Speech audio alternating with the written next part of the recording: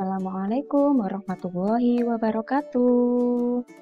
Halo anak-anak, hari ini kita akan belajar tentang organ pencernaan hewan. Selain manusia, hewan juga memiliki organ pencernaan. Organ pencernaan pada hewan berbeda-beda. Ada yang memiliki organ tembolok, empedal, lambung, atau usus. Organ pencernaan tersebut mencerna makanan yang masuk ke dalam tubuh hewan dalam sebuah sistem pencernaan. Berikut adalah sistem pencernaan yang terdapat pada hewan. Nah, yang pertama, serangga. Nah, serangga ini bisa kita lihat organ pencernaannya ada mulut, ada esofagus, ada tembolok, empedal, kantong lambung, usus, dan anus. Nah, kita mulai dari mulut ya. Makanan masuk dan dikunyah menggunakan mulut. Nah, sudah pasti ya, seperti kita manusia, serangga juga memasukkan dan mengunyah makanannya menggunakan mulut. Kemudian melalui esofagus atau saluran pencernaan, esofagus ini makanan yang sudah dikunyah masuk ke tembolok. Nah, masuk ke tembolok. Setelah itu makanan yang disimpan, jadi tembolok ini untuk tempat penyimpanan sementara. Nah, setelah masuk ke tembolok, dia akan masuk ke empedal. Empedal itu lambung pengunyah. Jadi di sini akan dilumat dan dihancurkan. Kemudian setelah hancur akan masuk ke lambung untuk dicerna oleh enzim, lalu masuk ke usus untuk diserap sari-sari makanannya, kemudian sisa makanan dibuang melalui anus ya. Jadi untuk organ pencernaan serangga ada mulut, esofagus, tembolok, empedal, lambung, usus, dan anus. Sekarang kita lanjut ke organ pencernaan ikan. Oke, ikan. Nah, bisa dilihat di sini ikan memiliki organ pencernaan mulut, kerongkongan, pankreas, lambung, usus, dan anus. Ya, sama prosesnya masuk ke mulut, terus melewati kerongkongan, kemudian masuk ke lambung, diserap oleh usus, sari-sari makanannya, kemudian dikeluarkan lewat anus. Ini adalah organ pencernaan ikan. Kemudian selanjutnya kita ke sistem pencernaan amfibi. Oke, kata atau amfibi atau reptil, organ pencernaannya terdiri dari mulut, kerongkongan, lambung, usus, dan kloaka ya. Kalau ikan dan serangga tadi anus, kalau amfibi, reptil itu namanya kloaka ya. Di tempat pembuangan sisa makanannya disebut kloaka. Kemudian yang terakhir kita ke sistem pencernaan burung. Nah, sistem pencernaan burung ini sama dengan serangga, yaitu dari mulut melewati kerongkongan, kemudian ke tembolok, kemudian masuk ke lambung kelenjar. Nah, dari lambung kelenjar masuk ke empedal. Setelah itu masuk ke usus, makanannya diserap, sari-sari makanannya diserap oleh usus. Kemudian yang terakhir dikeluarkan melalui kloaka.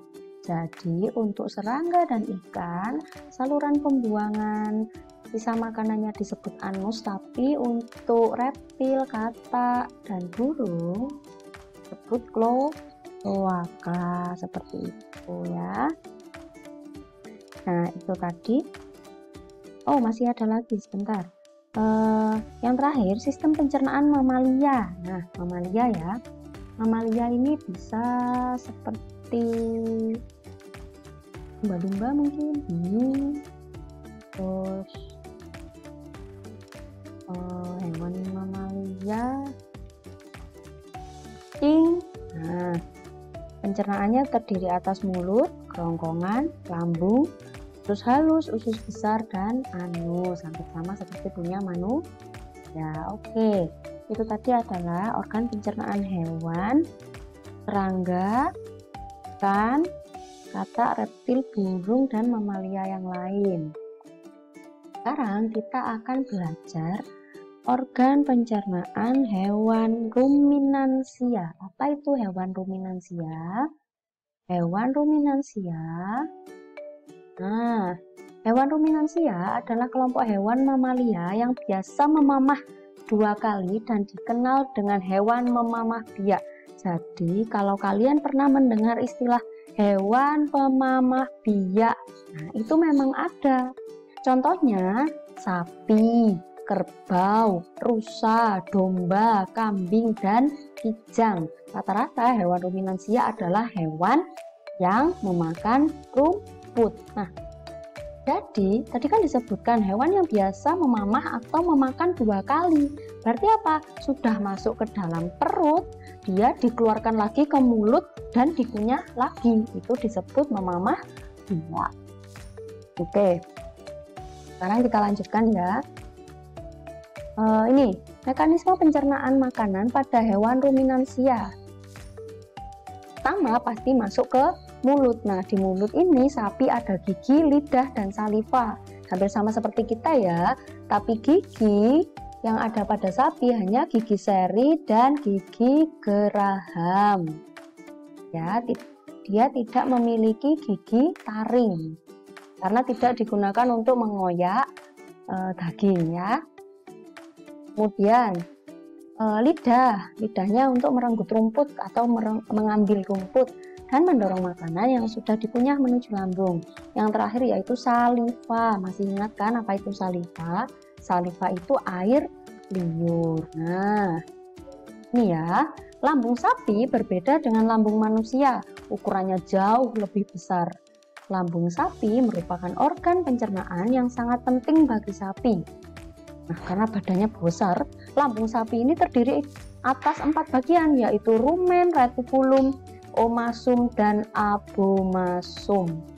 Oleh karena itu, sapi dikatakan memiliki 4 perut. Yuk, kita lihat. Nah, ini bagian-bagian dari lambung sapi ya. Ada perut besar, perut jala, perut kitab, dan perut masam. Rumen, retikulum, omasum, abomasum. Aduh, pusing ya. Ini gimana ngingetnya? Kalau Wanda sih gampang ingetnya. Uma retak gara-gara oma abo. Rumah retak gara-gara oma abo. Rumen, retikulum, omasum, abomasum. Yuk sama-sama diulangi. Rumah retak gara-gara oma abo. Rumen, retikulum, omasum, dan abomasum. Seperti itu. Nah, jadi di rumen yaitu tempat terjadinya pencernaan dengan bantuan mikroba. Kemudian setelah dari rumen, makanan akan kembali ke mulut. Ya, kembali ke mulut. Setelah itu akan dikunyah untuk yang kedua kalinya dan masuk ke retikulum. Dalam retikulum, makanan kembali mengalami proses fermentasi dengan bantuan bakteri anaerob dan protozoa. Dalam bagian perut ini terjadi proses absorpsi dan penyaringan benda-benda asing yang masuk bersama makanan sehingga tidak masuk ke omasum. Dalam omasum, makanan dicerna dengan bantuan enzim pencernaan. Selanjutnya makanan masuk ke abomasum. Perut bagian inilah yang sebenarnya disebut dengan lambung. Di sini makanan dicerna dengan bantuan enzim pencernaan pepsin yang dihasilkan oleh abomasum. Yuk kita lihat. Nah, ini dia. Oke. Nih, jadi dari kerongkongan dan lambung yang paling besar ini dia disebut rumen. Yang warnanya pink ini ya.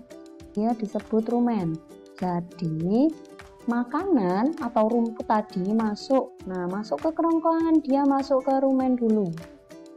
Dari rumen sini dikembalikan ke mulut, kemudian dikunyah lagi. Nyam nyam nyam nyam nyam. Setelah itu masuk lagi, ditelan lagi, dia masuk ke retikulum. Setelah dari retikulum, dia masuk ke omasum. Nah, ini nih yang namanya omasum. Nah, dari omasum dia akan masuk ke abomasum. Nah, ini sebenarnya yang namanya lambungnya sapi itu yang ini. Nah, setelah dari abomasum dia akan jalan ke usus. Nah, dia akan jalan ke ususnya ya. Kemudian di sini terjadi penyerapan sari-sari makanan. Setelah dari usus, maka makanan akan dikeluarkan melalui anus. Seperti itu. Ibu Anda ulangi lagi ya. Makanan masuk ke dalam kerongkongan, melalui kerongkongan, kemudian dia masuk ke rumen. Rumen ini yang paling besar ini. Nah, dia masuk ke rumen. Setelah masuk ke rumen, dia kembali dikeluarkan lagi ke mulut, kemudian dikunyah lagi. Setelah dihancurkan di mulut, dia akan masuk lagi, kemudian langsung ke retikulum.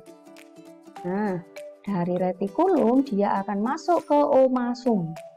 Dari omasum dia akan masuk ke abomasum. Setelah itu ke usus untuk penyerapan sari-sari makanan.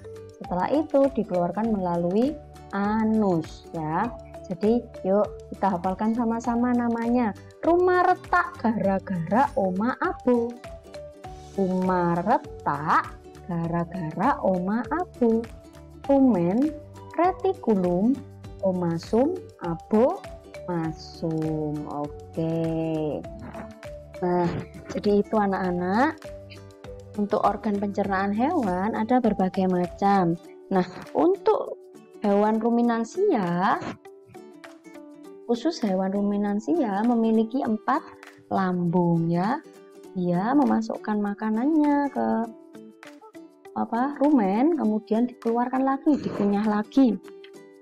Kemudian dimasukkan ke retikulum, ke omasum dan abomasum. Itu ya.